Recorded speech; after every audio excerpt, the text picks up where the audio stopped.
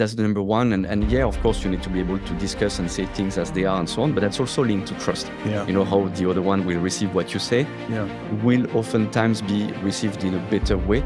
Yeah. If you both trust each other in terms of feedback, convincing, and so on. Absolutely. And if you don't have trust, how can you have sort of radical candor? If I think your idea is incorrect and I don't trust how you're going to react to me telling you I think we're going in the wrong direction, you're not going to be able to have positive conflict. Strangely enough, it was not really hard. Like I didn't even consider this aspect. Okay. Because I knew as well we had what we needed for basic needs. I never had super high needs and so on and so on. And at the time, both my wife and myself, we were both working. And in the end, the fact that we still had per income was not even in question. We needed much more and so on.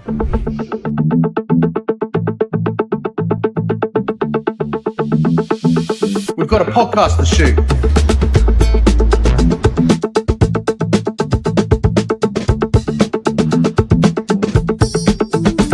Where's the camera? All right. Benjamin, what do you do?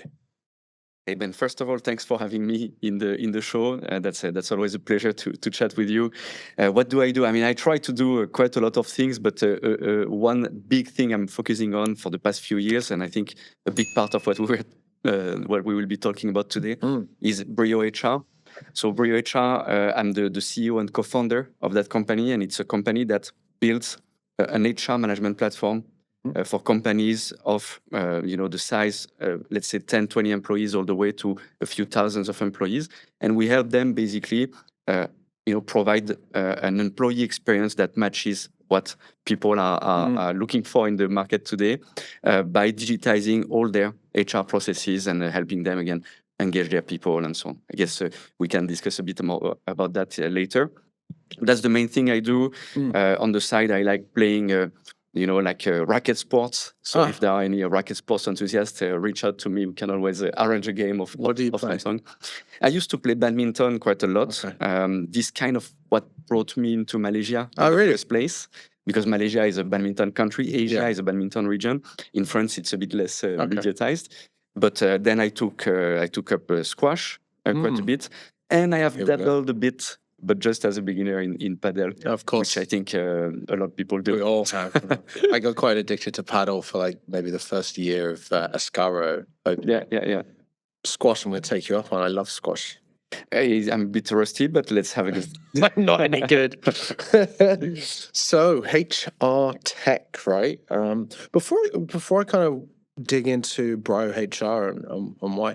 Tell me about your co-founder. How did you meet your co-founder? What brought you together? Because one thing, I think not as many founders think of this right at the beginning, but getting a business partnership is harder to get out of than a marriage. It's easier to get divorced than it is to break a business partnership. And so I think like picking your partner, you're going in the trenches with them. It's so important. How did you come? Yeah, I mean, it's a great question, and I do agree with you that it's really, really, really important. Of course, it would be almost politically incorrect to say that it's as important as the marriage and so on. But in the end, we end up working, 14 hours a day, kind of always constantly chatting with each other and having a lot of joint responsibility for ourselves, for our team, for our investors, for our clients. So definitely very important. The way it happened for us is simply that we studied together our MBA at a business school called INSEAD in Singapore. Okay. And we just connected there. We were in the same batch and so on. So we just became friends, and having the occasional run, the occasional dinner, and like you would chill with a friend basically. And after the MBA, we kind of Nabil. His name is our co-founder and CTO today. Nabil was in Singapore. I went back to Malaysia where I was before the MBA. And for work, I was going to Singapore quite regularly. So I would, catch up with friends there, including Nabil. And, as we were chatting, someday we started chatting about our respective projects and so on. And that's kind of how BrioHR came about. Hey, I'm interested in doing that and so on. Oh, really? Me too. Oh, I'm interested in that. Then the discussion started to start from there, and when we went into more details, and then it progressively became an obsession for both of us, I think. So we would, him still in Singapore, me in Malaysia, but we would still constantly talk and about how should we do it? How should we go about it? Yeah. Should we actually do it? You know, we were both in jobs, so it was a Yeah. big step together. So that's kind of how we met, and that's kind of how we ended up discussing about potentially co-founding a company. It was never the discussion when we were during the MBA, but in the end, it came very naturally. Again, Yeah. progressively and naturally. Progressively, still fast, Yeah. but naturally. And I think the one thing that was super important is that we had trust into each other, you know, to begin with. And to me, that's the number one thing. It's you know, if things go well, will everyone be ethical and so on? Maybe, but it's also a bit easier. If there is an argument about the company direction, about something like that, or if things go less well, and startups, there are many times of you know, ups and downs and rinse and repeat. It's never ending. But we felt that there was clearly the trust from day one. And this trust, as you know, has proven true, and as we are still here a few years after, going through those ups and downs and so on. So yeah, it happened naturally, but in the end, the number one factor, I think, for a successful co-founder relationship over time, I think it's trust. Yeah. That's the number one, and yeah, of course, you need to be able to discuss and say things as they are and so on, but that's also linked to trust. Yeah. You know, how the other one will receive what you say. Yeah. Will oftentimes be received in a better way. Yeah. If you both trust each other in terms of feedback, convincing, and so on. Absolutely. And if you don't have trust, how can you have sort of radical candor? If I think your idea is incorrect and I don't trust how you're going to react to me telling you I think we're going in the wrong direction, you're not going to be able to have positive conflict. So yeah, really, really important. Do you feel like it impacted your friendship? Because obviously you start off as friends, and a friendship is very different to a business relationship. No, I don't think it changed anything. If anything, I think it made the friendship stronger. Yeah. So for sure, you know, I was a witness at his marriage and so on and so on a few years after we became founders. So I take it as a sign that it's okay. Maybe we should ask him. So I went into business with Shook, who was my co-founder over at Nectar. And actually our friendship was nice before it began, and we started off with more of a business friendship than like friends. But now I would say she's probably one of the best friends I have in the world. And you know, I'm no longer part of that business, and we're still like we're going out for a drink later. Like we're still very good friends. That's the best. Because you're in the trenches, right? It's kind of like like band of brothers kind of thing. You're at war. Business in a sense is being at war, right? At least that's a bond that can be compared or akin to this kind of bond, for sure. I think. Yeah, absolutely. And so let's go back to the beginning of BrioHR. HR in itself is a very complex environment, and HR tech is a difficult space to do well in. What drew you to enter that space, and kind of what was like the specific problems you felt that you really needed to solve? I think that there's a couple of things, but the one thing is that in my past experiences, I used to manage very large teams. You know, like it started like project teams with 5-10 people, but at some point I was managing a shared service center with a team of 200. Okay. And even though the center itself was a finance service center, and therefore our KPIs as a center were finance related, you know, like productivity and finance related, my day-to-day was 100% people management from morning to evening. I was not doing finance, even though I was managing this finance center. And it was about making sure that communication was flowing well, that new joiners were properly welcomed, properly trained and onboarded so that they could ramp up fast and be comfortable and be productive and be strong and so on. So I was doing all those things, and I realized that I was doing everything super manually. Super manually, meaning like it was really like pen and paper. Like we had daily KPIs. Every day, someone, sometimes me, sometimes someone else, would put a piece of paper on the wall, and at the end of the day at 5 p.m., everyone would write what they had done during the day. Oh, wow. So of course, this paper, then someone was translating that to Excel to kind of digitize, but it was still super manual. Same for recruitment. It was an industry where we had to, to recruit a lot because the turnover was quite significant. I had no visibility on the recruitment pipeline. So I didn't know about HR tech back in the days. To me, all I knew is that my salary, my payslip, they would come by themselves because I was part of a bigger company and so on.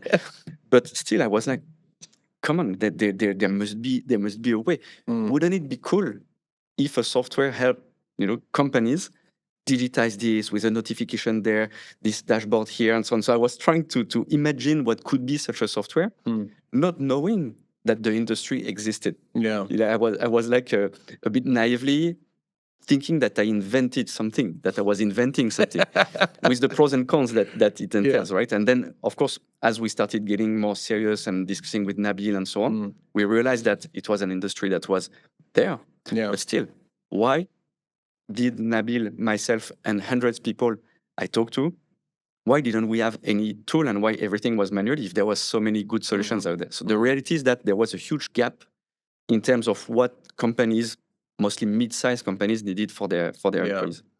The second component is the fact that in every company I worked with, I was always the best friend of HR. I was never an HR professional myself, never part of the HR team, but I was always the best friend of HR. Okay. My problem, and I'm still sad about that, I was probably their only friend. HR sometimes does feel like the enemy of the company. It's difficult for them, right? But I felt, I won't necessarily name, but I in one of the companies I was working with, they were really like secluded. They were nice. They were extremely nice people. I mean, everyone can be a nice person and so on. There is nothing wrong about them personally or even their function. But they were very secluded, which positioned them, on a different kind of stage, on a different kind of level than the others. And therefore, connections were happening less than what they should be, whereas the HR, they should be in the middle. And of course, they might have a room for confidentiality, whatever. But still, they should be in the middle of the room, interacting with people and so on and so on. So I think those two factors, doing manually very important and repetitive actions every day, and wanting HR to really have the tools and play a strategic role in the companies, kind of crystallized into what would become in the end BrioHR. Wow. And when you were doing your kind of review, you were just explaining that tech was there, but perhaps the distribution wasn't. People weren't aware of it or leveraging it or even investing. Because a lot of cases, it's the company investing in HR, right? Yeah. Because it's like the last thing that gets a budget. Yeah. Did that not worry you when you're entering the space? You're entering a space where your buyers have little money to spend, or the least money in the company to spend, should we say? It's interesting. It's not at all something that I had in mind. So when I started BrioHR, so it's a startup, it's a venture capital backed startup today, and so on and so on. But when I started, I didn't even know what was a VC. Okay. I didn't even know what was venture capital. I didn't know. I didn't think HR software existed because I had never realized so I had never used one, and again the payslips and so on, I was not realizing. Just arrived. So in fact, the only reason why we started BrioHR is that we were absolutely passionate about that for real. Like it was a real pain point that was bothering us like day and night, and that we wanted to have an impact on. Then to have an impact on that could have been maybe trying to do some HR consulting, maybe try to become an HR manager, or this kind of role at the heart of the HR thing. But given our strength or what we like and so on, we ended up very quickly deciding on the software because we feel that's how we will have the largest impact. But it was a question about what do we like, what do we want to do, and how do we have the largest possible impact. It was never who is the buyer, what is the market, and so on and so on. Of course, fairly early on, we had to figure that out. We understood that we had to figure this out. Yeah. And then we understood that there was a market and there was a real gap to fill, a real place where we would bring new things to the table, new value to the table. But it was never about business considerations, which, if you ask me, is by far the strongest motivator. If business is the motivator, it may be very good, by the way. But in many cases, when it's hard, you might think, you know what, maybe this market is not what I used to think it was, and maybe I try another market, and then you kind of give up. Yeah. But when you have only one thing that you want to do, I almost didn't care what was the business behind it and so on. Again, I was business savvy in terms of managing business operations and so on, but I was not business savvy in terms of starting a company, in terms of a VC, in terms of valuations and so on at the time. So all that mattered for me was, I have this problem, I think it could be useful, let's do it. And how did you start trying to solve it then? Obviously, you got your co-founder involved, but was the first step raised? Did you two just start meeting up, building? Did you invest your own money?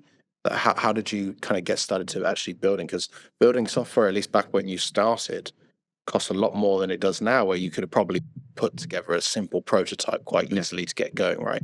But when you started, so what happened there?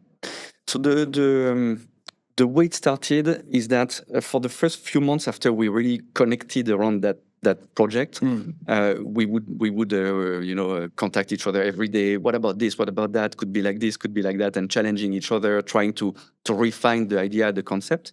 We were still both in our jobs at the time, until a point where we just decided, okay, let's do it. Basically, there is no other way around. It's what we want to do. Let's just do it. So actually, we both left our jobs, our respective jobs. So me in Malaysia, Nabil in Singapore. Yeah. We decided to start the company out of Malaysia for many reasons I'm happy to come back to. So no, answer that first though. Why Malaysia? Is it just because you were here? Because Malaysia is not exactly a tech capital. I think it's so first I was here with my family, so definitely it was easier for me to stay in Malaysia and for Nabil to move at the time, rather than the other way around. We're going to quit our jobs and let's go to the most expensive city in the world. Exactly. So that was definitely an important factor. Yeah. But also, as I was managing this finance shared service center I was talking about earlier, it was in KL, right? And in that job, I had to hire so many people, so many fresh grads, so many mid-level hires. I had to hire people who would speak all the Asian languages you can think of, but also German, Spanish, because we were serving the whole world and so on. And I knew that the talent was not only there, but it was extremely multicultural talent. So well-trained, multicultural, and so on. So in the end, when you think about the family situation, the affordability, but building a company is not only about this. When you tick the box, amazing talent. When you tick the box, amazing geographical location and infrastructure, like internet doesn't break. Basically, I mean, it can happen occasionally, but sometimes. But you see, so in the end, I felt that Malaysia would not only be a good place to start when you don't have revenue yet, but it was an amazing enabler for when we wanted to go regional, because it was never about building a company in Malaysia for Malaysia, and then let's see. It was always building the company from Malaysia to serve Southeast Asia, APAC, and maybe global as we grow. And so you build it in Malaysia, you register the company here. I imagine that was pre-founding Bird. Was it a pain in the ass to register before guys like Founding Bird exist? Or is it done? It was maybe not as straightforward, but honestly, it was okay. Yeah, it was okay, and it was even easier than in many other places actually, compared to the experiences we had. But again, we had a corpsec that was recommended to us by someone we trusted. Yeah, and this corpsec did and does a great job, and so it was, in fact, this was really not the issue for us. And then how did you start building? Was it ideation, pitch deck, raise, because you didn't know about VC back then? Was it, let's figure out how to build this and code something? Was it a service? How did you begin? So we only wanted to do tech. So no service, no consulting or of any sort to try to fuel the business. But so only tech. The issue, of course, is that myself nor Nabil can code, can develop.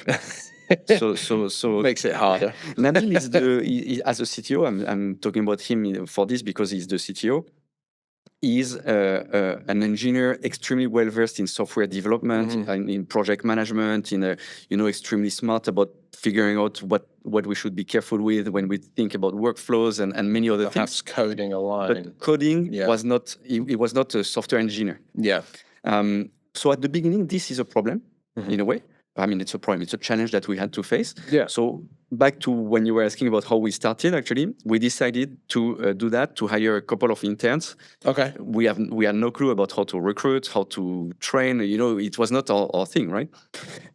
So we decided to just build some kind of a prototype. And then we decided to pour whatever money we had in the bank.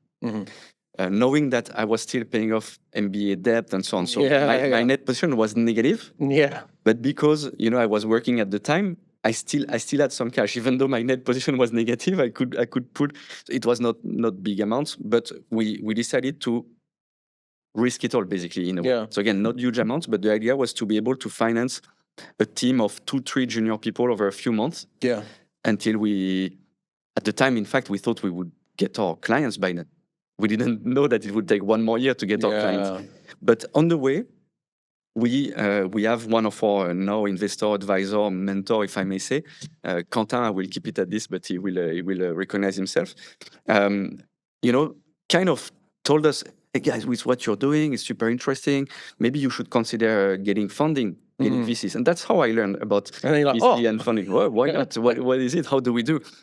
And we ended up raising funds very early on. So we had from barely functional prototype. Yeah, from barely functional prototype level, like the demo that would never show, basically.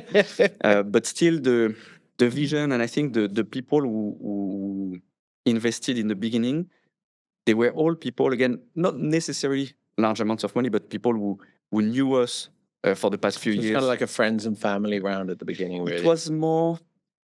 So friends and family, they could not invest on my side in a way, or at least not family, but kind of friends, but also professional kind of friends. Yeah. They're a bit more network than friends in a way, even though actually friends, they became friends or they were already kind of friends. But so they saw us, drop everything to do that. They knew us for many years, so they knew that we were hard workers, that we were, focused on what we wanted to do. And this led us, in the end, to raise what you would call a pre-seed funding round. So in the end, of course, suddenly things changed a bit. So of course, it didn't become easy, but suddenly we had a bit of money in the bank to structure the team a bit better and start really building a bit more. I want to talk about how you build next, but before I do, I just want to take one step backwards, because at the beginning you talked about, well, we're in Malaysia because my family was here, and then you were saying that you were in net negative position when you started. How did the family, when you say family, did you have children at the time? And I had one 6 months, a 6-month child. So you had a 6-month-old baby. What did the missus think? What was the thought process? Were you scared to get started, because you're now in a position where, I have a 3.5-year-old now, and I think about like my next journey, and I do think about the risk tolerance, and I think my risk tolerance is pretty high because I'm an entrepreneur, but it has come down a bit. And you were like, okay, let's quit this job, which was probably paying you relatively well. It was going to clear down your master's debt, and you're probably quite safe. That must have been pretty scary to take on with a 6-month-old baby. Strangely enough, it was not really hard. Like I didn't even consider this aspect. Okay. Because I knew as well that we had what we needed for basic needs. Food, shelter, and so I never had super high needs and so on and so on. And at the time, both my wife and myself, we were both working. Yeah. And in the end, the fact that we still had her income was not even in question, that we needed much more and so on, because our needs were and are still super reasonable, right? Yeah. So in the end, this was considered, but like a fraction of a second. You weren't worried. Of course, I I told her, hey, what do you think? I'm thinking about this and so on. I didn't even think 1 second that she would say anything else than, oh yes, go for it. And that's what she said. So it's also a matter of trust and so on, Yeah, I of guess. course. And also then, of course, maybe there is as you say, a personality trait in a way. There is a bit of confidence that if all things break, I was confident I could find another job and get back from there and again fill my needs and so on and so on. But also I used to be kind of all my life a bit like this. Like, hey, I want to do that. I'm obsessed by that. I just do it. Maybe it's part of maybe there's probably some similarities to you and I and other, expats or people who have kind of emigrated around the world. We're kind of adventurers at heart, because we left behind all our friends and family and we moved to the other side of the world and built something new. We're adventurers at heart. So that's probably another reason why it was probably a bit easier. I don't know. I think so. I think there is no coincidence Yeah. between the fact of us being here. That's a big risk in its and first the place. personality. Exactly. So we And have that even adventure. before moving to Malaysia, a couple moves would have been considered risky by some people, where I didn't even think about them and consider them risky at all. So definitely there is. I think there is a threat. Yeah. Same for me. When I moved to Malaysia, like previously, I can't remember how much I was making in the UK, but I had a pretty good job. And then I moved to Malaysia just because I wanted to get out here. And I got a job for like 2,500 ringgit a month, and like equipped my I think it was like £80,000 a year, which is pretty good salary. Like 500 quid a month, which was like £6,000 a year. And then, I figured it out. When we arrived in Malaysia, I divided my salary in half compared to what I was making in France. And my wife was also working and had a similar salary. She went to zero. Wow. And we knew no one. Yeah. I had a fairly junior job at the time. And then, but we enjoy what we are doing. We enjoy what we are seeing. We love Malaysia. We still do 14 years later. In the end. You're double me. I'm 7.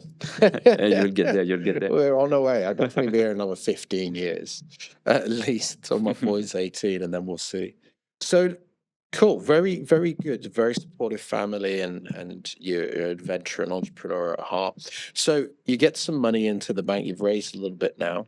You're starting to think about the team that you're going to build to create this amazing product. How did you go about that? Because you were saying you did really know recruitment. And one thing that I've learned over the last 5 years, and I talk about with a lot of founders these days, is our number one responsibility, in fact, is recruitment. We've got to assemble our best team. How did you go about assembling your initial team? What kind of culture were you trying to inspire? What vision were you imprinting on them to bring great people to your table? I think in terms of the culture that we wanted to have and that we still want to have, and I think that we have at BrioHR, is a culture where we are fairly, we trust people. So there is absolutely zero micromanagement, and we are careful not to have this culture where people, look, behind themselves if someone is checking on someone. We absolutely would hate that, even personally, and so on. And it's very, very important for us that people working with us on this journey, enjoy it. Yeah. Enjoy it professionally speaking. As I say always, when we have new joiners or even in interviews, I'm like, I'm not expecting you to prefer to come to Brio over your weekend. Yeah, of course. But among the Monday to Friday kind of possibilities between Brio and that office building next door, I want you to be there because you want to be there. Yeah, you don't want people to hate Mondays. Exactly. They're waking up and having to go to work.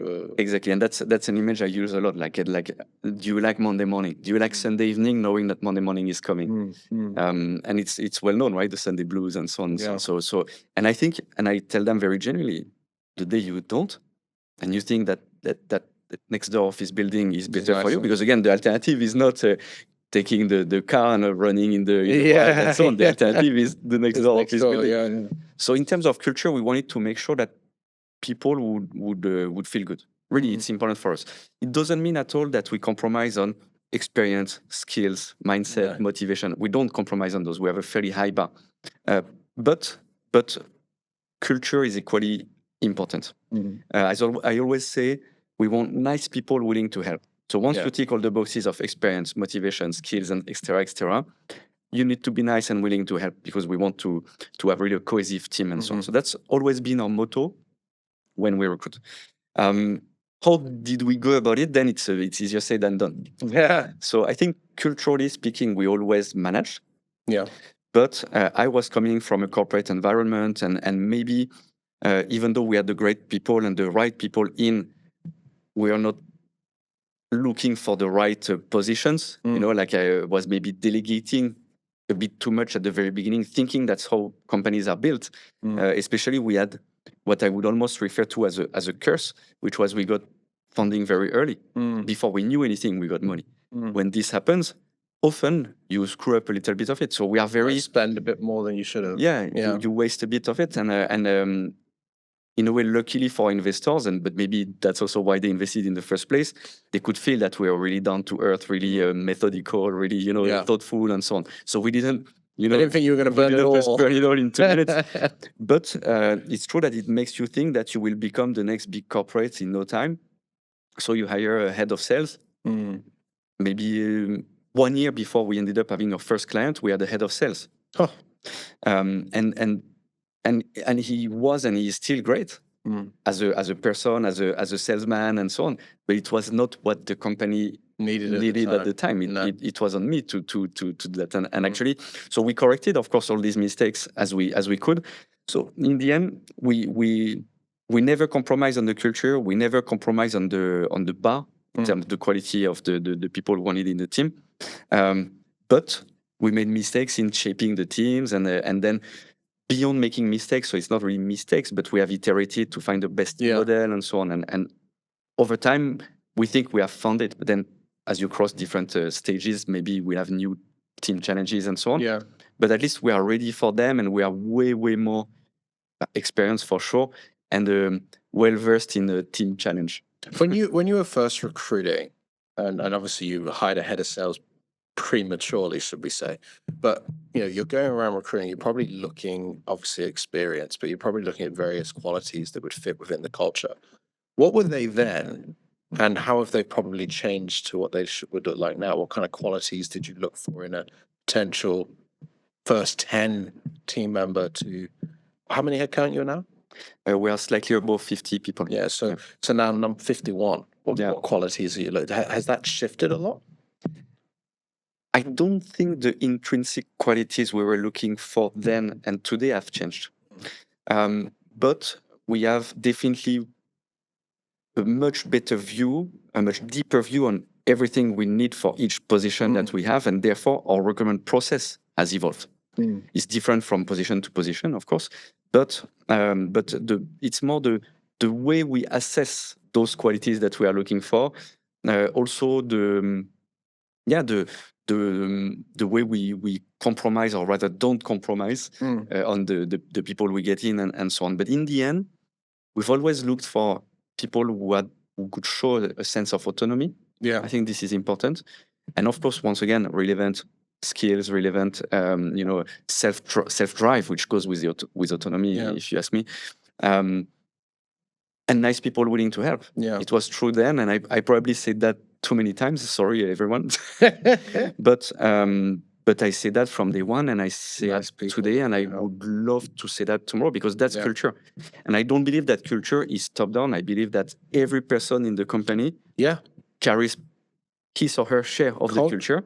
So it's important to, are you nice and willing to help? The day you feel not nice, change that, because you won't be. You won't be here for long. Yes. The rest we can teach, we can train, we can do. Yeah. Like for me, I think culture is behaviors. And you're right, it's not top down, it's everybody in the organization. Yeah. If you want a culture that is autonomous, people have to be autonomous. If they're not, you also have to be in a position of trust where I can go, hey, you should be able to do this on your own. Yeah. Like, you found a problem, go solve it, or ask for help. That's still being autonomous, but waiting and sitting around for the problem to solve itself is not, right? The number one rule is don't get stuck. Yeah. Always been moving forwards. Yes. Yeah. Even if the forwards goes a bit right or a bit left, we've got to be going forwards. Find a way, look for help. It doesn't have to be yourself. If you're stuck, try yourself a little bit. But if you feel you will not unstuck yourself, find another way to get unstuck. Yeah. We move forward. I'm going to hazard a big guess. You use BrioHR for your recruitment process, for your HR. Practice what we preach. yes. Which is the early versions where like, okay, we need to work on this. And honestly, today I think we have the best platform. I mean, call me biased, obviously, but so I'm, for me, it's a huge enabler today. Yeah. At the time, it was more testing the product that we are about to start selling, kind of. Yeah. And when you were recruiting those first team, how did you go about with running a tech team? Because you hadn't run a tech team, you hadn't built a tech product before, both you and your co-founder. Dealing with engineers, was that because your co-founder was already kind of a very engineer? Well, he was an engineer, right? But just not a software engineer. Did he manage that side, and then you focused on other areas of the business? Did you kind of separate your roles and responsibilities? You're the visionary, he's the executor, that kind of system? I would say it's more two visionaries in terms of we really share product discussions where we want to go and so on. But then when it comes to the execution, we had our thing. So we were doing both vision and execution, but on very, very specific areas. So I mentioned earlier that he was not a developer, which is a challenge when you first start, and we had to hire those interns to somehow build a prototype.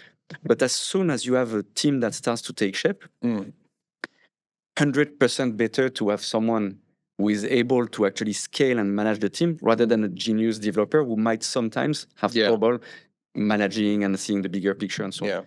So very early on, it became a huge advantage, a huge competitive even advantage, to have Nabil as an engineer, as a CTO, and as a product lead, even though product is a bit both of us.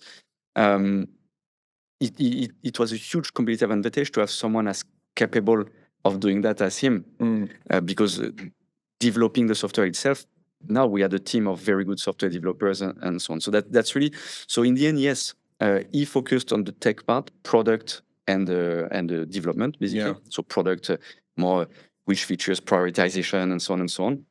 We debate a lot still today about this, and it's a super healthy debate, but we need a lot of co-founder trust and co-founder bear with me kind of energy. And me, I was taking care of the other side, yes. So sales, all the financing and so on. I love the co-founder debating and trust. So me and Shook, when we were still partners, we used to do this thing, we called it the Persian rule. And it's just this random video I saw once where the Persians, this is like,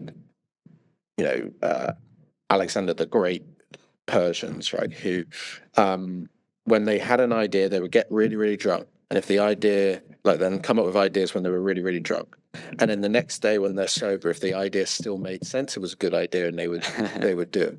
And so me and Shook, we would have a monthly dinner where we eat and we drink quite, not ridiculous, but we get a little bit drunk, we come up with ideas. One of us, we're writing notes on our phone, and then the next morning at like 10 a.m. we send the screenshot of the notes. We're like, what are we doing? I love it. Try the Persian rule. I think it's less fun maybe, but I think the same thing kind of happens when you run, for those who run. You're with yourself when you run for 45 minutes and so on, and you tend to have ideas, and you feel you are the smartest person in the world with your ideas, and then you share after the run with your co-founder or with anyone, and you see that So it made me think of this again, a bit less vivid and so on, but still I kind of agree that when you sleep on it, that's kind of the thing, right? Well, running is a good example. I think when you're doing what's the word? I think things where it allows your mind to just run, where you don't need to use your mind. It's like when you're in the shower, or even if you're just washing the dishes, like your brain's not thinking about washing the dishes, so it enables you to have that breathing space.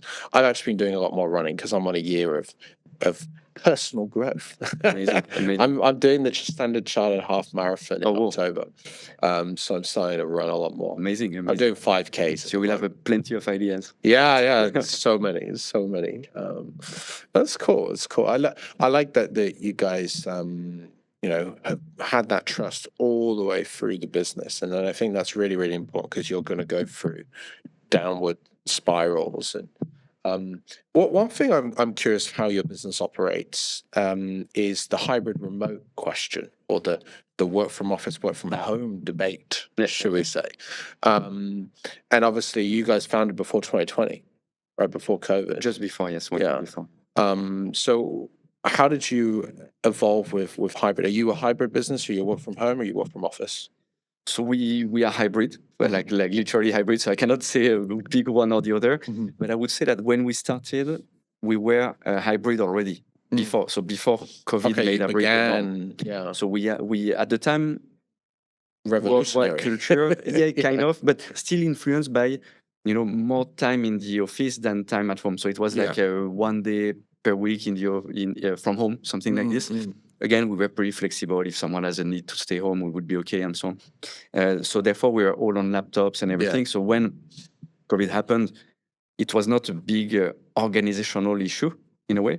But since then, obviously, it has tilted. Now we ask for 1 day a week in the office. So completely opposite. Completely the opposite. And we feel it's important to still have some connection with the team and with the office itself.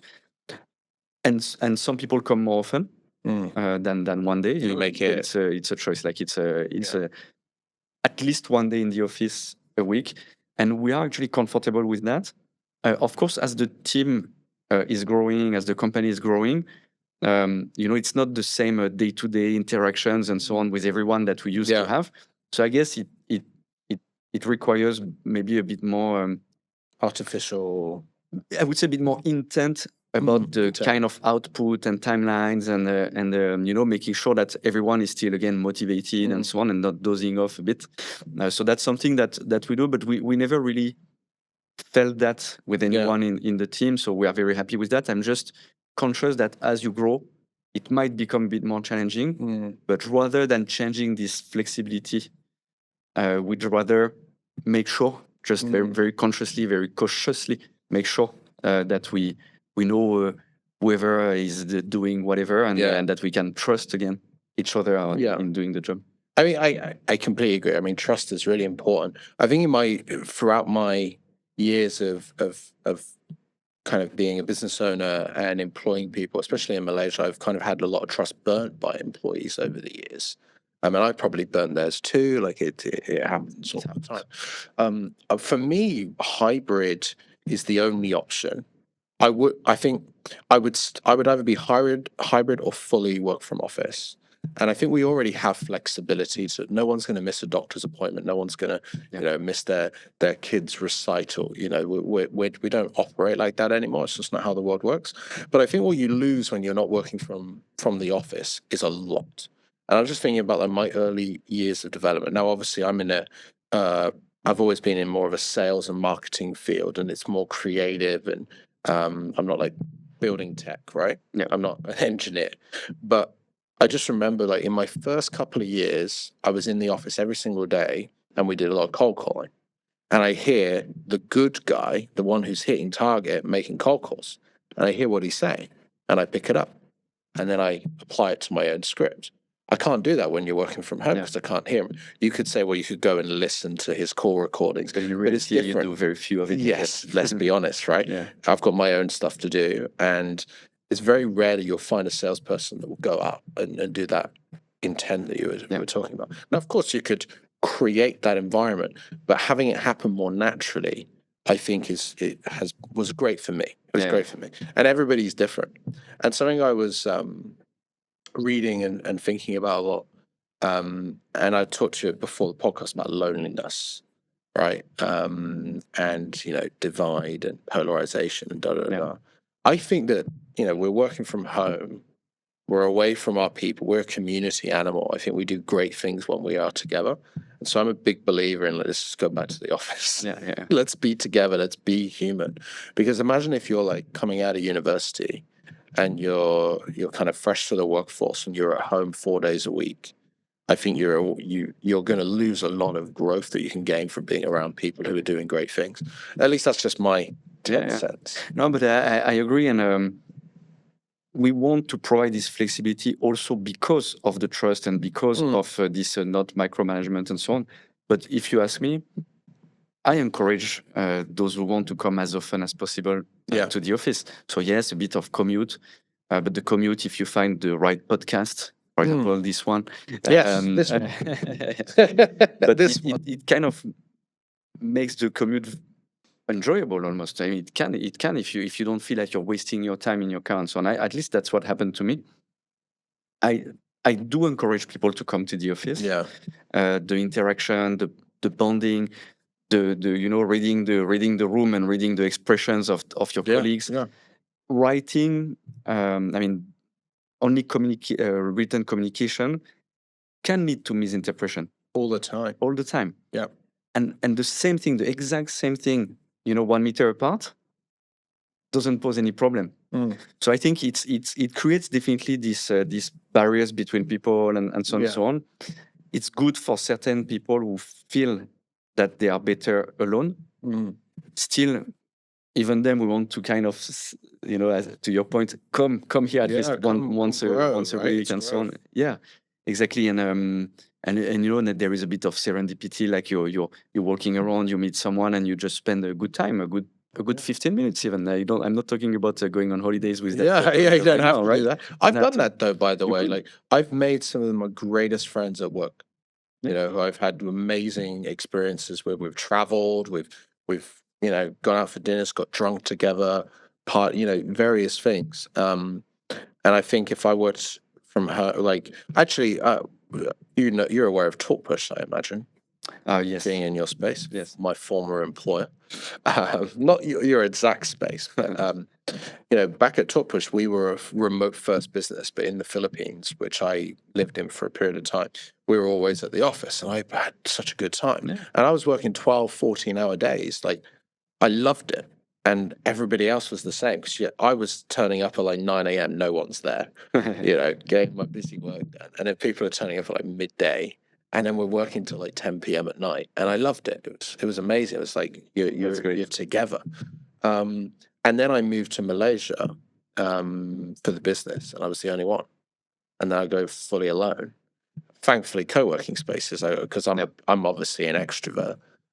So I went and worked in a co-working space, so I felt a little bit, but I definitely started to feel a lot more less attached to the business. And 1 year later, I left. Yeah, and it's not about. I guess you end up doing a task or a set of tasks.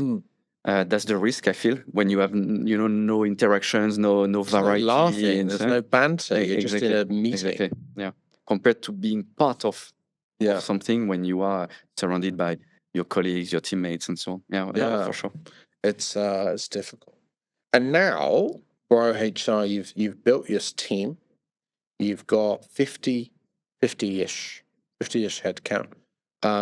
And you're on a big high at the moment, I imagine, because you just raised $6.5 million. How did that feel when you closed that round? I think it's a bit mixed feelings, right? Okay. Because as a VC-funded startup, you kind of raise at the time where you need to. I mean, of course, some advice is raise when you don't need and so on. Again, easier said than done. Huh? It's way easier said than done. But the thing is that, and it's the norm, right? You have a plan for 2-3 years. Yep. And then you reach those 2-3 years. Your cash balance tends to be a bit lower than when you just raise. It makes sense, right? It's logical. So you have kind of a relief in a way when the investments hits the bank, and you're like, all your initiatives, all the plans you have been thinking about and so on, you can actually execute on them. Yeah, now you have the budget. So you are there is a bit of a relief, but at the same time, you also have pretty ambitious targets, even for yourself. I'm not even talking about external pressure and so on and so on. But the thing is that we are used to those ups and downs, meaning that even this is a big down, maybe you're running out of money, and a big up to suddenly raise money. Yeah. I think we are a bit desensitized, desensibilized I know what you're talking on that. So in the end, we were like, okay, what's next? Yeah, it wasn't like, Yeah. let's celebrate. It was like, okay, so we need to go and hit that target now. Like, Yeah, what you exactly. guys, what are we clapping for? Come on. Exactly. Now it's like, okay, the plan is this, we need to go for it and Yeah, so on. And we even had a couple of investors, insisting that, hey, just sit and at least have a dinner. I'm not talking about a huge party and so on, but at least reflect and celebrate and be proud and be happy. Oh, that's And then important. tomorrow morning you go back at it. But we tend to say, okay, how long for the next milestone, basically, right away, almost like Where are we going? So What's it's a bit. It's because we're visionaries, and both you and your founder are visionaries together. You're always going to be thinking, what we're going to do next, what we're going to do. Exactly. We have not reached where we want to be. That's for sure. So it's actually, we were talking right at the beginning, or before we actually started, about like Respond.io and yourself being, I'm going to just say, a very few number of SaaS tech companies that have raised, more than $5 million out here. And I think that that's an incredible milestone, not just for yourself, but perhaps for SaaS vendors who are trying to come up in this region. There's very few. And you got like StoreHub, you can name them on maybe two hands.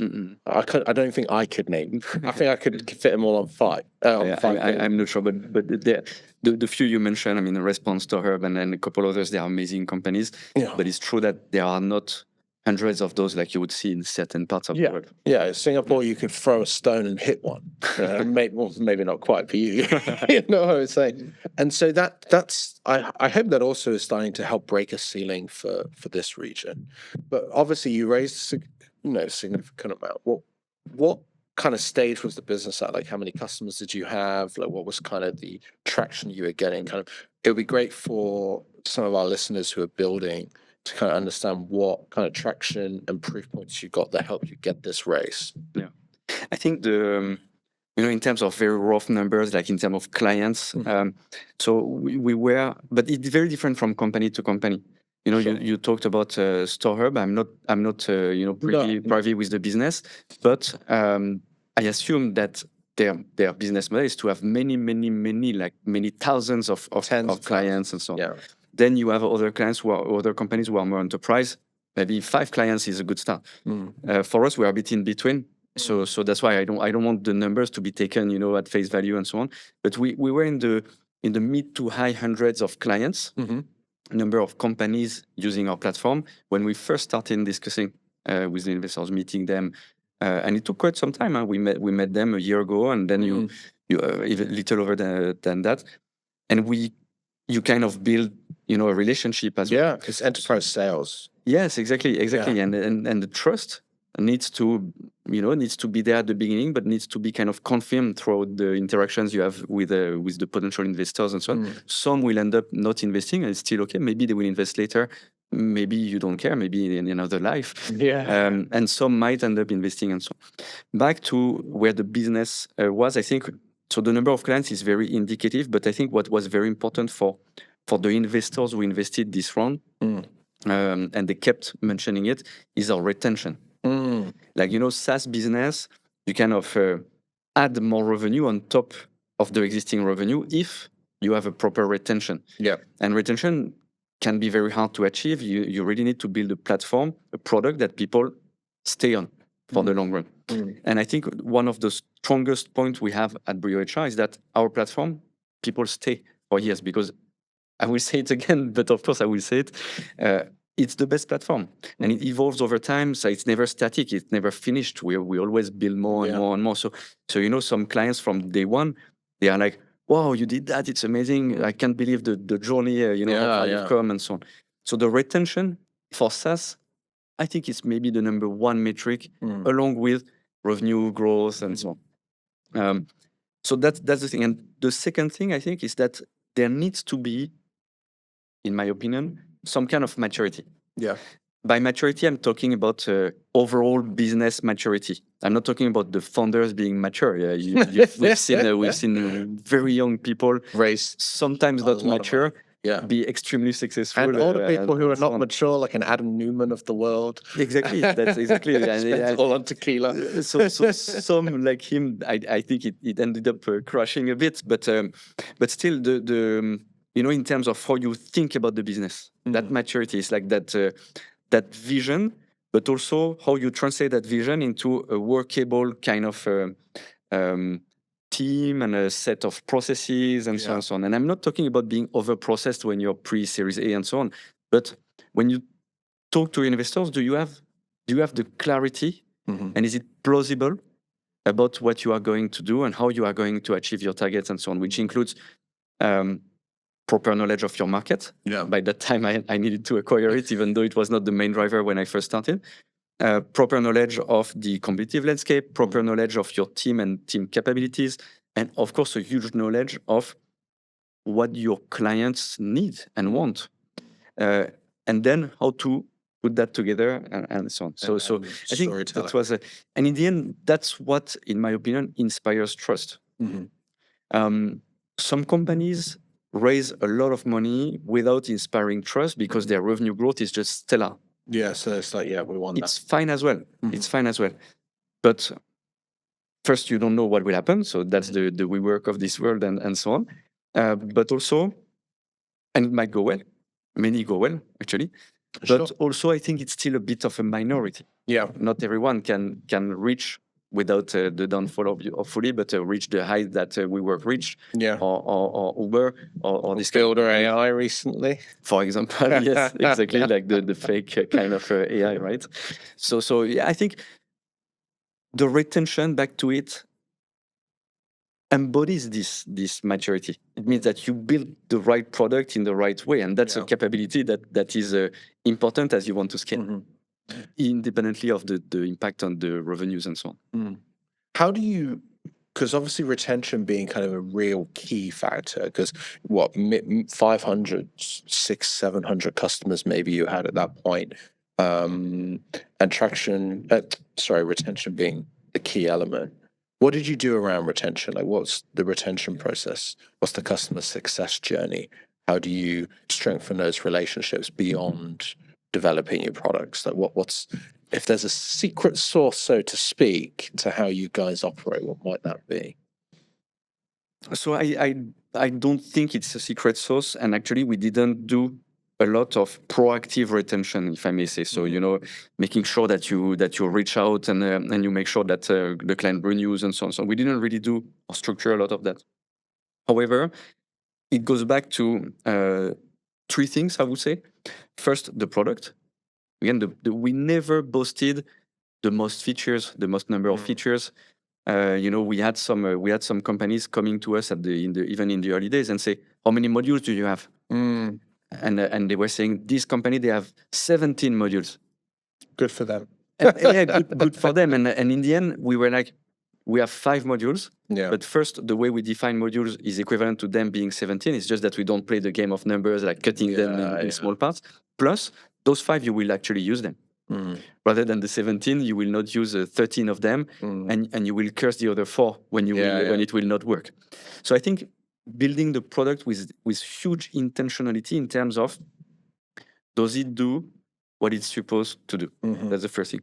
The second thing, and our earlier investors, the previous round, highlighted that to us as one of the key reasons, making them want to invest. They said it's very seldom that those founders, that founders in general, I would say, hire a support team 1 year ahead of having their first client. We did that. And by the way, those 2 people who joined us 1 year before we had our first client, they are still with us today. Oh, wow. They are amazing. Awana and Edison. And many others are and have been there for a long time, but those 2 I remember very well. And we said, we want to make sure that the day we have our first client, they have the best support, the best thing, and so on. So in the end, what I mean is investment in support. We think support is as important as any feature in the software. In a sense, you're kind of doing a bit of a white glove approach where you've got backup day one, and even when you had your first customer. Exactly, and we believed in it. And the third one, which is linked with the other 2, is relationship building. We never wanted to be too transactional. There are a lot of software companies, all kind of software, but including HR software, and that's one of the reasons why we started BrioHR as well. They are IT companies, so very technical, very transactional. We are HR company providing software. We want to build for the HR community, for the HR professionals, and this informed how we behave. With our clients, with our prospects, with our partners, and everyone. And the relationship we built, we are very genuine and very true. Those three things together: first, product that works and that is not over shiny, but you deliver on what you promise. The fact that we consider support to be extremely important and we invest a lot in support, and the genuine aspect of how we go with the clients and so on. I think makes sense. And but we have not done yet more, which is, making me optimistic about the next. But there's always more and creative things we can do. I was kind of thinking when you were talking that perhaps you kind of, you've heard the term PLG, maybe your PLR, product-led retention, as opposed to like just the whole customer success, trying to keep people in. Your product is the one that's actually keeping people in. And relationship, I've talked about it a few times in the past about like relationship versus results. And I kind of, if you can imagine a table with 1, 2, 1, 2, and you've got relationship and results. If they're both 2, as in 2 is a stellar product, stellar relationship, you've got an advocate who's never going to leave you and they're going to actually refer you. They love your product, right? If you've got 2, you've got a good product but no relationship, well, they don't really care about you. You're transactional, and somebody who is going to give me the love might get my business. And if you don't have the product, but you have the good relationship, at best case, you're going to buy time to fix the product. Yes. And I think people, like, relationship is so important. How do you do that? Like, but you've got 700 customers, 500, 600, 700. No, we have way more than them. Even more now. 1,000. But it's funny again because it's really genuine. It's not something that we initially tried to build. It's really like, hey, I'm here to help you. Genuinely, that's it. That the relationship is done when you start from there. Of course, you have to deliver the proper product, but if you are genuine about wanting to help this HR professional, this HR team, this company, engage their people better, digitize all their processes and so on. If you're genuine, they feel it. And we are genuine and they feel it. Of course, not everyone feels it, and we don't close 100% of our deals. Of course. But we are just being genuine, and being genuine, what it means. I have a few cases of something that's happened that to me is a good illustration of being genuine. We will, when we do the demo process and so on, we will really show the product and describe the product for what it actually does. We will be very, very clear about what it doesn't do. We will be adding this, we plan to do it next quarter. This, it's interesting, we've heard about it, but maybe we'll do it later. So we are also transparent and genuine in terms of what it does, what it can do, and what we plan to work on and so on. We are not promising everything to everyone because it just doesn't work. We have, over the years, had competitors who did that, promised everything to everyone. And we have a few cases, and it's pretty much with every single vendor out there, where the client was with BrioHR, got approached by one of those other vendors. It happened many times. I'm so proud when this full circle ends. Promise the world, come to us. Yeah, you don't do this, you don't do that. They say they would do this, they would do that. And we would genuinely say, I'm not sure they will be able to do that because we are actually maybe in a way more modern than them or more localized than them and more genuine than them. So we have adopted. I mean, it's up to you to make your opinion, but we have adopted. You know what you have. We have the best support. We tell you we have the best support. Obviously, it's difficult to believe from us. So you have the promise that they have a better support and you feel that you need that. Fine. So I have a few, not many, very few, but still, I love these cases. They go. 3 months later, 5, 6 months later, at most. And we had one yesterday, and I was laughing with the team saying that I love it, but it's a problem as well because we are no. Sorry for the term. We are no bullshit. Like we really are genuine. We don't lie. The problem is that we lose some deals against people who lie. Invariably, they end up coming to Brio, and then we have the best retention. So it means that they stay for years. So of course we have a sales challenge saying, how do we gain all the deals? Because in the end, people prefer to be with Brio. They just sometimes don't know it because they have the promise of something shiny that does not happen. So, for me, it's really about this. And then in the end, they come back and the relationship is even better. And it comes back to the best support. They realize that now whatever was promised is again, once again, easier said than done, but we do it. The product, all the promises of this and that, no, actually, no, it doesn't work as well as Brio. And the fact that we didn't, overly push or made it difficult for them to live, we make it easy for them to live. Oh, you want to live? I don't want anyone unhappy in my house. I don't want any unhappy client in BrioHR house. You go on with our lives, we're happy with our lives, and so on and so on. And then they come back, and they are in fact way happier because now they know that actually whatever shiny processes and so on, promises and so on is not sustainable. The more we've been speaking, and I think we've been speaking for maybe an hour or so now, I'm not quite sure. I can get your secret sauce, if I was to call it that, comes purely down to trust. We talked at the beginning of your journey, it was trust. You got a co-founder. You build trust within the business. It's okay to leave if you think it's better over there. I want you to be happy here. If you're not happy, you should go. Everything you say around your team and everything from the beginning is literally that culture, that behavior that you've layered into the business. And that's why customers retain. And it's just built around trust. It all came from the beginning. That's what I'm saying. It's good to have, some in a way, some perspective to that, because I would not necessarily have known that, if it weren't you, from a kind of synthesizing a bit some of the exchanges. But yeah, for sure, trust is a huge. It's everything from your team, because I'm thinking about this. You're saying, well, we're not going to overpromise. We're not going to lie to our customers, right? That creates trust by not lying to your customers. We're not going to promise the world. We'll tell them what we're doing, and we'll be genuine, and we want people to be happy here. Like all of that culture that you've been building over the last, 7 years has come down to that core principle of we must have trust in the business. And that's really cool to see. It's our number one value. We share some values. It's definitely also number one company value.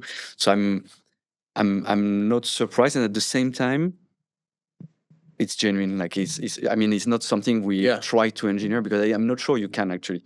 Well, no, you can, but what you're probably doing is you're probably not engineering it. But I think what happens is, if you want a culture point to be reality, again, culture equals behaviors. And so you can't have trust if people in your organization are lying to customers. And if you spotted someone lying, or your teammate spotted someone lying, culture is that someone's going to say, hey, don't lie. We shouldn't have said that. We've got to be honest, go back to the customer and tell them the truth, right? And that behavior probably is just so ingrained in the business that if you were a new joiner, like let's say you hire me today, I come to work tomorrow, and I'm a great bullshit artist, perhaps, and someone calls me out like day one. That's culture. Someone like, hey, we can't do that, Ben. Exactly. And likely you would be called out, if not day one, in the early days. I'm not a bullshit artist, I hope. I was definitely not. But that's culture. I think a lot of founders, and not just any business owner, whether you're a venture-backed business or just like a family-run company, I think we all need to realize that culture is behaviors, and those behaviors will be the driving force behind our success. And that's what you've seen. And that truth has driven such great retention, and even people leaving, coming back, which has then led to your next big round, which is now leading to the next big thing that you guys want to do. And if we are thinking about the next big thing, like looking ahead, how do you see kind of HR tech evolving? I mean, we've got AI entered the picture. You probably saw the news about IBM, for example, like dropping like their entire HR department and like replacing with AI. So lots of things are shifting. SaaS are being forced probably to be more AI native. Moats are changing because you can build things with a lot of difference. A lot easier. So what are you seeing? What are you seeing for HR tech for your business, and how do you think that's going to shape perhaps over the next couple of years? Yeah, so I think if we think about the example of IBM, just to take an example of that, there are other examples, not in HR but in other areas with Yeah. Klarna, this European fintech, and a couple others.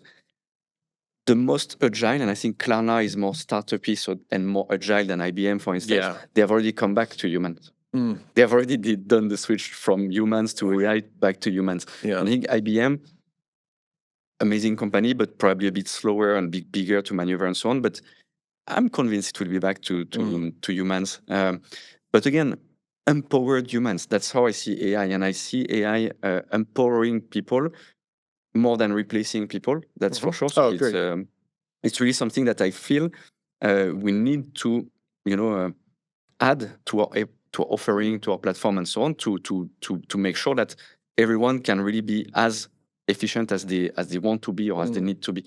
But when we started, it was not about AI, but it was about the name that was the big name in town at the time was big data. It was kind of the same concept. The idea was to say that you automate much more data analysis and you make more sense of this, and so a bit more numbers than human touch in a way, big data. And I remember that everyone was asking about big data. You have big data, you have big data. Yeah. And I was always, answering it. Are you sure? I mean, first, start with small data. I mean, right now it's pen and paper. Start with small data, digitize, and then we can think about big data. But second, are you sure? I mean, the human touch, especially in the HR departments. And now that AI is big, more people are asking us about humans than about AI. They want AI. They want humans to be their support teams, and so on and so on. So of course, we might want to empower also our teams, like client success and so on, with AI. But I love this human component. And the last thing that the big conviction I have is that so AI will definitely be pervasive, be everywhere, and so on, and will maybe challenge some incumbents and so on. But I would not say I'm in a good position to predict. I don't really know what the future holds. I'm like, let's focus on our 1 year plan, and it will already be super good if we can achieve it. However, if I have one conviction is, and we touched on it earlier, is that the more AI is pervasive, the less trust there will be in content online and so on. And I think the more human interactions will matter. Certified human interactions will matter. Be verified human. No, I agree and disagree with you in some capacity. Like, I think we are going to be leveraging AI across our entire businesses. And, take BrioHR. I could imagine that I'd be able to prompt in the future, and maybe not today, but in the future, I'm like, right, I'm onboarding 10 people, sort it out. And it will follow our processes and our knowledge base, and it will sort it all out. Yeah. You know what I mean? And make sure you get that payroll sorted. And then the AI will go, hey, give me your telephone, your bank details. You don't need a human to go give me your bank details. And we want to be the one offering that, by the way. Yeah. And that's like, I think, really what will be really exciting for like SaaS businesses and the users of those products. We're going to get super, super efficient. I mean, ChatGPT is already kind of like a PhD level intelligence. And so we're not leveraging it right, but if we can start to apply that across all of our business functions, we're only going to be more efficient and more stronger and for growth. Do I think everyone's going to lose their jobs to AI? No, but I think many will. But I think, like you said, human engagement is still going to be really critical. Getting rid of your CS department, replacing them with chatbot is the most stupidest thing you could possibly do, I think. Now using a chatbot to funnel someone to the correct person so that they can have a good conversation, I think is very good use. Using AI so that when I pick up the phone and I'm the CS and I know all the details, but I in fact know what you last spoke about. I know your dog's name. Yeah. So, hey, don't forget to ask him about his dog if it barks. Oh, how's Tony? Oh, Tony, what kind of dog name is that? But I think like that's going to be happening. So I'm curious about your journey with BrioHR, your vision of where you're going to start to embed AI into the system. Have you been gaming that at the moment? I imagine you are. Yeah. We already have a lot of AI, be it for the backend, if I may say. So some of our clients use the software, and the software is powered in some areas by AI already. Yeah. Like taking something as simple as scanning and expense claims is AI powered. I won't go into the details, but it's something you don't necessarily know, but it just allows to go faster and more accurate in terms of, recognizing the receipts and so on and so on. We have also some user-facing uses of AI. So again, progressively, so they are close to ChatGPT in a way. We are working on some that are a bit more advanced, but I don't know, generating job descriptions and so on is already very, very easy to do with ChatGPT itself and so on. But then so many of our clients and users, let's say clients, companies, have very diverse workforces. Not all are super tech savvy. Many have not used ChatGPT or have not even tried to use ChatGPT and so on and so on, even though many also did. So we are also exposing them to AI through BrioHR. So we think about that angle of almost learning in a way. Like we play a role in exposing people to AI because we think they need to know about AI and they need to be familiar with AI. And specifically for the HR use case as well. Mostly for the HR use case, but actually it could be around performance management. So it could be around employees, managers, way beyond HR as well. We are working on a couple things that are closer to R&D kind of things, meaning that we are not sure yet how can AI do that consistently without any error and so on. So we are iterating quite a bit. It's a bit deeper.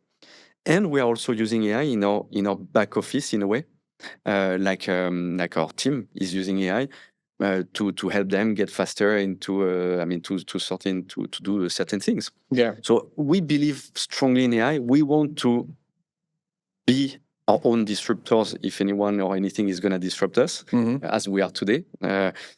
So we believe in AI. I just back to trust. I just believe that you won't necessarily give your data to anyone without having a sense of a relationship and so on. So that's also something that I believe will make humans not only relevant but important in the future.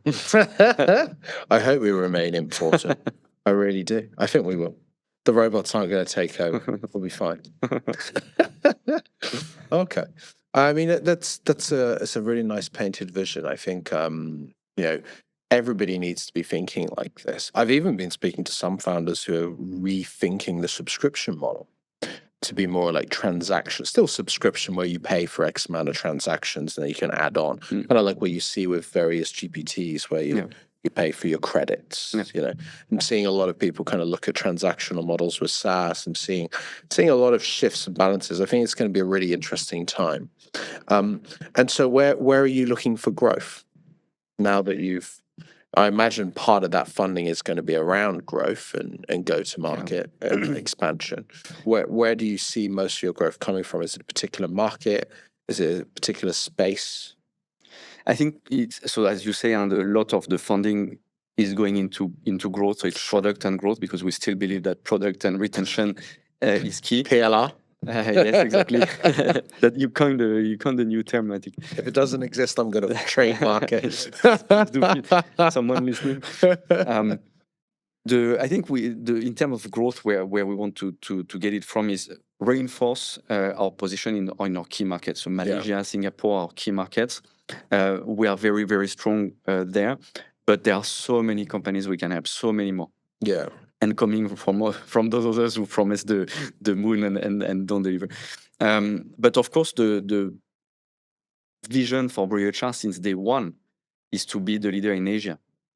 So we will be looking over the next couple of years at couple next markets to at least make sure that we have a foothold and so on. So first, mostly the main markets of Southeast Asia, and then as a next step, we're already thinking about APAC. And why not later on globally? But this we don't think about it too much because it's not like concrete. It will be a bit. It will be a bit opportunistic maybe, but also it will be driven by what we have achieved back then. Yeah. But definitely stronger in Malaysia and Singapore, where we are very strong, but can be way stronger. And once again, neighboring countries in Southeast Asia. Yeah. Okay. Cool. Well, if you were to start from scratch what advice would you give yourself? Like, kind of thinking of a way for us to wrap today's conversation. If I go kind of back through the history, we started at the beginning where you were doing your masters with a friend, you started working, you found a problem, you met that friend, you started to build on the problem, made a bunch of hired a head of sales in the first year without a product, raised a little bit of money, probably, several rounds later, you build a team of trust. You've gone from 0 employees to 50. You've probably learned a huge amount. If you could go back and tell yourself one thing, what would you do? What would you say? The things that I would not necessarily say something different Mhm. than what I think we did, or I did, or we did with my co-founder, and that I think is maybe the most important thing, is get the job done. Like, get to it, like, because it's you think you see yourself on the cover of some magazines next to Bill Gates or whoever, but no, the reality is that tomorrow you will need to somehow build a product which you don't know how to build yet, somehow build a team which you might or might not have the resources to build yet, and you might not have recruited yet, somehow find clients when you don't even know where to find them when you start, and then let alone how to convince them. And you might as well have to change the light bulb and to replace the toilet paper. And all those 4 parts, including the last one that I kept last on purpose, are extremely important. So do you yourself wake up happy?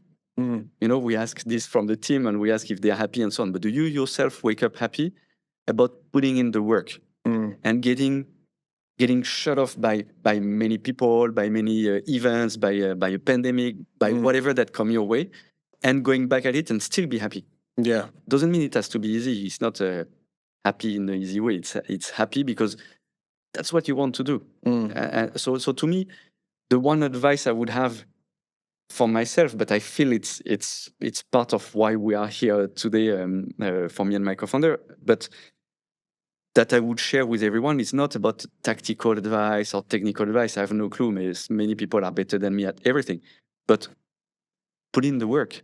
Put in the work day after day after day after day after day after day for us now more than 6 years, and we still have a lot more work ahead. But already 6 years, and it's day and night and weekends. And I'm not talking being at a desk and so on, but I know about the what you have in mind and so on and so on. Putting the work, and tomorrow you have to do that conference presentation, and you talk to in front of 300 people. Put in the work, do the presentation, and then run the conference, and then you get out of the conference and you're the king of the world, because after you're usually much less stressed than before. And then next is go deep down in Excel and build that Excel model. Way less fun, way less fancy than talking in front of other people.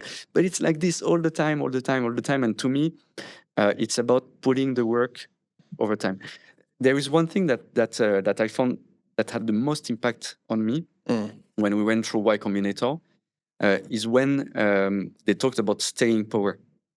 It's about staying in the game. Don't die as a company. Stay in the game. As long as you're not delusional, don't be delusional. Is your thing? Does your thing make sense? Does it help someone? And so on. As long as you're not delusional, stay in power. Stay in there. Give your best day after day after day after day after day, and it will end up being a business you like. And they were even saying, who cares if it's a unicorn or a decacorn? If it can be one, it will be one. The most important is that you genuinely give your best and stay at the game. And to me, that's about something is less fun than something else. You still need to do both. I can completely agree with every word you just said. You got to put in the work. And building a podcast is super hard. Usually what I hear is that your audience, by default, because it's a new thing, your audience at the beginning is a bit lower than what you maybe have dreamt of and so on. But then consistency, and you end up building that audience, building that brand, building that everything. And we'll keep going. I admire that, actually. Thank you. I got my 89th subscriber today. Amazing. So hopefully we'll get our 90th soon. That's amazing. So subscribe. Don't forget to celebrate. No, I will. I will. My current goal is 500, and then that's the objective. That's a great goal. Monetization on YouTube. That's the plan. Not because I want to make loads of money, but the idea is get a little bit of revenue that can pay for various upgrades and editing and make the content better for the audience. But really, the vision is to hopefully show founders ways that they can grow and learn from each other in this region. We're always learning from the Americans. What about the intricate details here? It's a very specific market and everything, culture, challenges, very different. So yeah, for sure. Yeah. Well, thank you very much for coming on, Benjamin. Thanks for having me. Appreciate it. Pleasure. My pleasure.